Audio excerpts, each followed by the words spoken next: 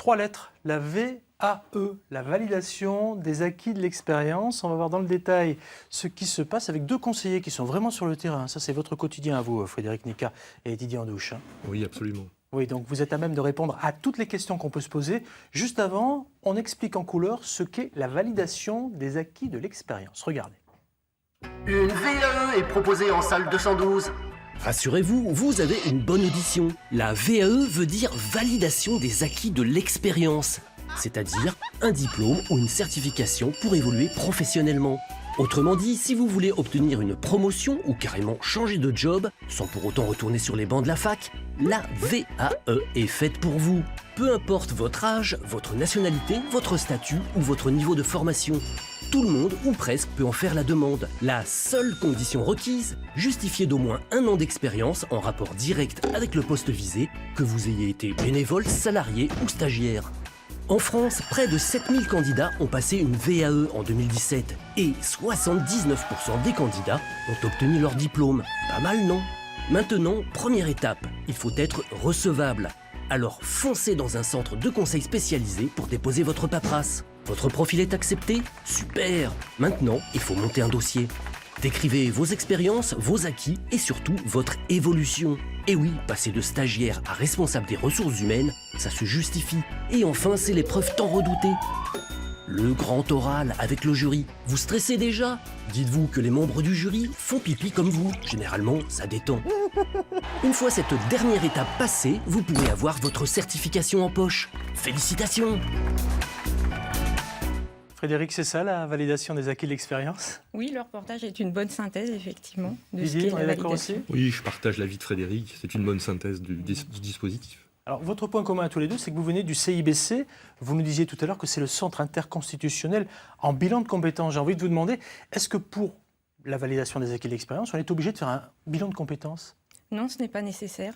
Ça peut effectivement faire suite à un bilan de compétences, mais ce n'est pas obligatoire de passer par le bilan. Vous avez fait une reconversion, vous, Jérôme D. Est-ce que vous êtes passé par une validation des acquis de l'expérience? Je rappelle, pour ceux qui n'étaient pas avec nous, que vous étiez dans les commandos fusiliers marins, qu'aujourd'hui, vous avez monté une association qu'on découvrira d'ici la fin de cette émission sur les stages de survie. Pas de VAE?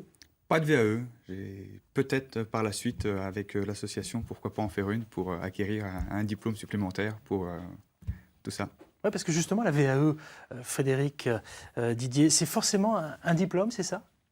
Oui, en fin de course, l'objectif, c'est d'obtenir un diplôme, un titre ou une certification professionnelle. Oui. Quand on parle diplôme, vous répondez tous les deux, hein, est-ce que c'est tous les diplômes qui sont concernés? Est-ce que, par exemple, je peux devenir médecin avec une validation des acquis de l'expérience? Alors non, justement, la VAE ne permet pas d'obtenir tous les diplômes, malgré tout permet d'en obtenir la majorité d'entre eux. La VAE concerne les diplômes professionnels. Et évidemment, dans certains domaines professionnels, il y a des réglementations qui s'appliquent, qui font que la VAE ne peut pas s'appliquer. On ne peut pas obtenir le diplôme. Par exemple, dans les métiers de la santé, il y a très peu de diplômes qui sont accessibles à la VAE. Il y a le diplôme d'État d'auxiliaire de puériculture, d'aide-soignante qui est ouverte à la VAE, qui sont ouverts à la VAE. Mais évidemment, vous parlez du métier de médecin, même d'infirmière, ce n'est pas possible d'obtenir ces diplômes par la VAE. Comment ça fonctionne la VAE? J'arrive, je fais toc-toc auprès de conseillers comme vous, je me présente et je dis voilà, j'ai envie de faire valider mon expérience par un diplôme. C'est aussi simple que ça? Donc les personnes peuvent se présenter effectivement auprès d'un point relais conseil pour qu'on puisse les informer sur le dispositif. Donc voilà, vous m'informez, je Oui, suis assis face à vous, les yeux dans les on va leur yeux. donner une Vous m'informez information sur quoi? Sur les diplômes que je peux obtenir, c'est ça? Alors notamment, effectivement, on va regarder le parcours des candidats, on va identifier avec eux la certification ou les certifications auxquelles ils pourraient prétendre. Et ensuite, on va leur expliquer les étapes, les modalités de la procédure, ce qu'ils vont devoir faire en termes de démarche. Eh bien, vous allez tout m'expliquer. Alors, les étapes, c'est quoi? Une fois qu'on s'est vu une première fois, qu'on a posé un premier constat, oui, je suis éligible à la validation des acquis de l'expérience, on fait quoi après?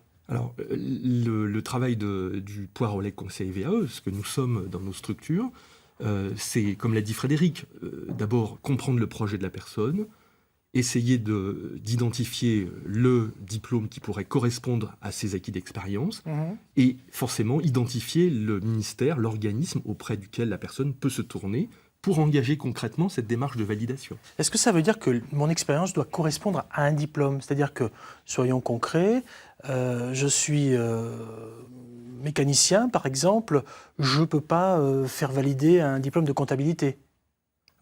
Pas forcément. C'est pas possible, effectivement. Il faut que l'expérience corresponde au diplôme. Oui, la base de la VAE, c'est que vous possédiez des acquis d'expérience qui correspondent aux caractéristiques du diplôme en question. D'accord, ok.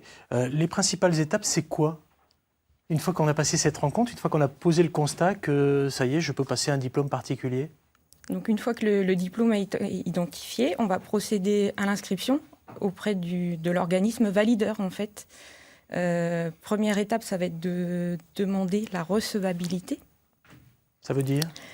Donc le fait de s'engager dans la démarche, on va demander au candidat en fait, de remplir un premier livret. C'est-à-dire que j'ai un dossier à remplir, il y a combien? Il y a 10, 15, 20 pages, 300 pages, j'y passe 2 ans? Ça va être un dossier, on va dire, succinct, dans lequel le candidat va apporter dans un premier temps des éléments de preuve sur ses activités. D'accord, donc je dois prouver par exemple que, je ne sais pas moi, on l'a vu dans le reportage, j'étais bénévole, je participais à une association, j'étais dans une association, j'avais une activité syndicale, j'ai fait mon service national, je ne sais pas, j'étais dans les commandos comme Jérôme, tout ça, ça rentre dans l'expérience.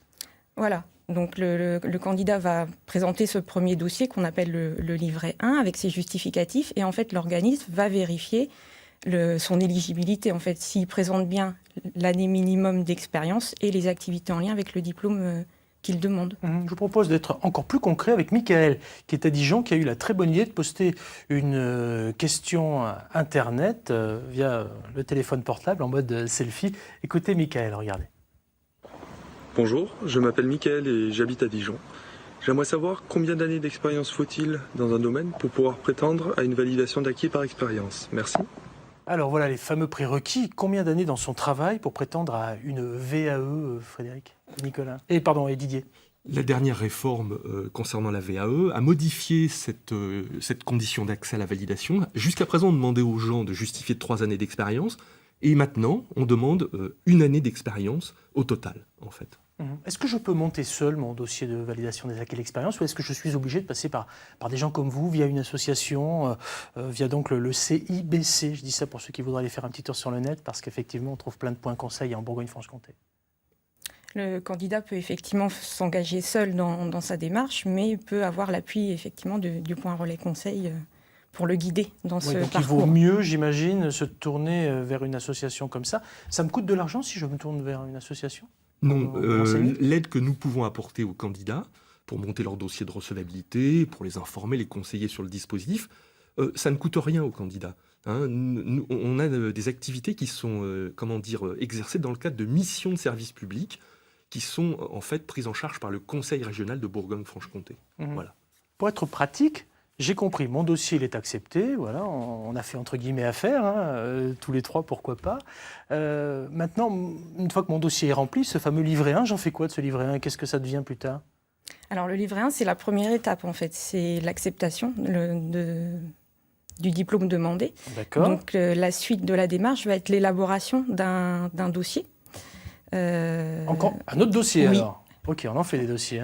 Un dossier en fait dans lequel... On met quoi dans le deuxième dossier? En fait, on va mettre en mots son expérience. Mais je l'ai déjà mis dans le premier dossier? Ça reste succinct dans le premier dossier. D'accord, donc là on va développer. Voilà, là on va développer son parcours, ses expériences, de façon à apporter la preuve qu'on a les compétences visées par le diplôme que l'on a demandé. Ok, alors du début du montage, c'est-à-dire notre première rencontre finalement, jusqu'à la fin avec ce fameux deuxième livret, il y a combien de temps là?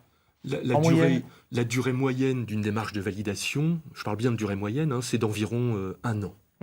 C'est rarement moins, ça peut être un peu plus, notamment quand on veut valider un diplôme de niveau supérieur. Didier, Frédéric, vous m'arrêtez si je me trompe, je peux dire plein de bêtises, vous savez, on est humain. J'ai rempli mon livret 1, j'ai rempli mon livret 2. Ils sont partis dans la nature. Qu'est-ce que ça devient? Je passe face à un jury, je passe un examen, parce qu'à un moment, on va valider ou pas d'ailleurs mon expérience, parce que qu'est-ce qui se passe là? Oui, effectivement, le livret 2 va être remis à un jury que le candidat rencontrera lors d'un entretien aussi. D'accord, donc moi je passe devant un jury, c'est un examen?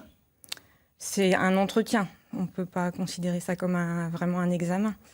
Donc il y a des questions simples qui me plus sont un posées en échange rapport avec avec, l'expérience, j'imagine. Ok. Alors, si ça se passe bien, je valide mon expérience, donc j'obtiens mon diplôme, c'est ça?